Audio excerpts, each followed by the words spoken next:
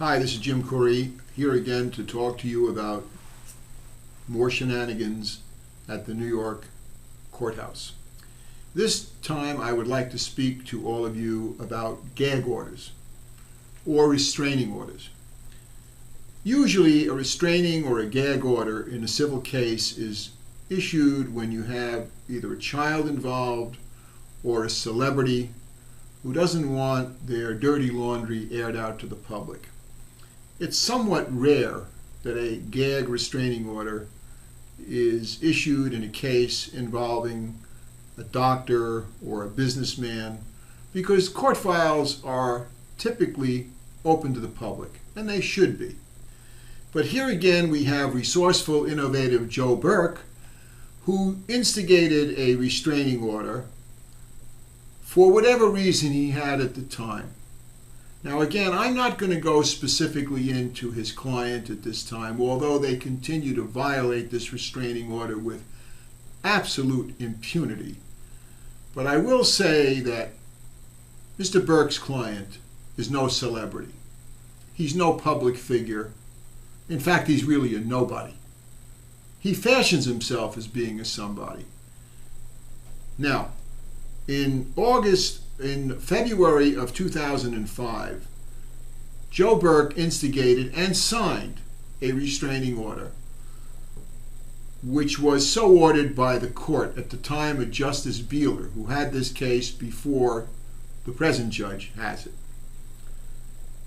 The restraining order simply says that during the pendency of litigation, everybody who signs the restraining order will not discuss the substance of the litigation or anything about either party. And it goes on also to say that if there is an investigation into the conduct of either party, either side shall call the court for a conference call and the court will intervene to stay such investigation. Now, I signed that in good faith. No sooner I signed it, I came to find out that Mr. Burke and his client began writing letters to banks, began involving themselves with family members, and continued to write letters about me, besmirching my reputation. Now, finally, I got disgusted, and I called a conference call and wrote a letter to the court and made a motion. I then found out that this particular client of Joe Burke's was accused in Connecticut State Children's and Families Organization of being a pedophile. I had never heard of the organization, and I had no idea of the sexual proclivities of Mr. Burke's client. Undaunted, Mr. Burke and his client and his client's wife proceeded to blame me and cast aspersions upon me with this Children's and Families Agency. Now, I found out about that because when I learned of the charge against this client of Burke's, I, under the Freedom of Information Act, went to this Children's and Family Organization and got the document.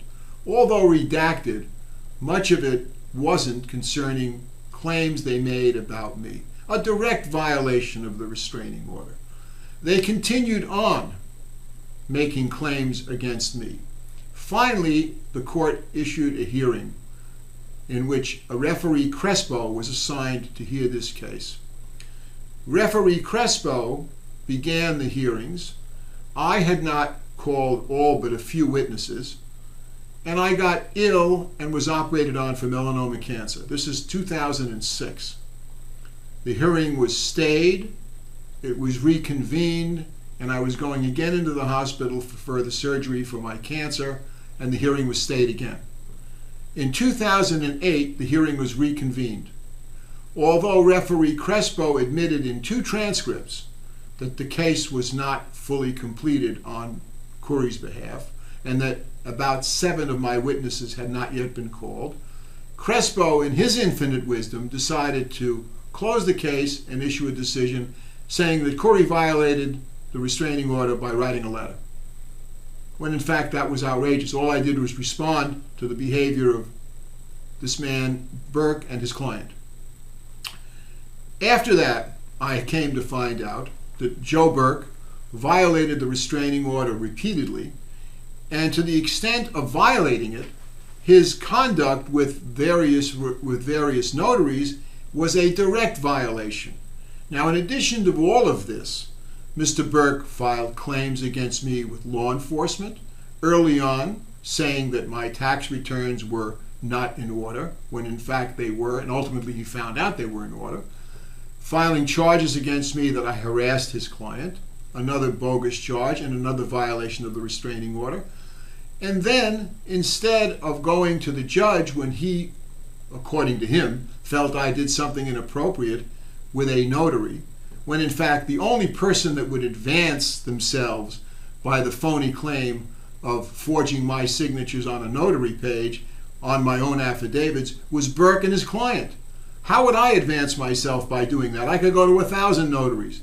The fact is that he compromised this notary, and he had no right to go to the notary, and he had no right to go to law enforcement. He had to go to the judge. Again, a direct violation of the restraining order. The surprising thing about all of this, and I will tell you about this in yet another video, is why the court seems to ignore this constant, absolute irregular behavior by Mr. Burke and his client. Why the court wants to think that Jim Couri would do something like forging his own affidavits when the only person that would advance themselves by the claims Mr. Burke has made is him and his client, to get my complaint thrown out, to get my charges thrown out, and yet again to get Mr. Burke summary judgment on behalf of his client for $7 million, which he's tried 4 times before. I again point out to all of you that there is something drastically wrong going on in these courts. We have put the puzzle to a large extent together, and I promise all of you that it will be revealed on forthcoming tapes. I wish all of you to know that if you're going to get involved in these courts in New York and you're going to get orders signed, make sure that you follow what the other side is doing. Because when the other side instigates an order, what's good for the goose is good for the gander. It doesn't seem to be the case in Supreme New York. I thank you so much for listening to me again, and I look forward to being back in a few days. Thank you.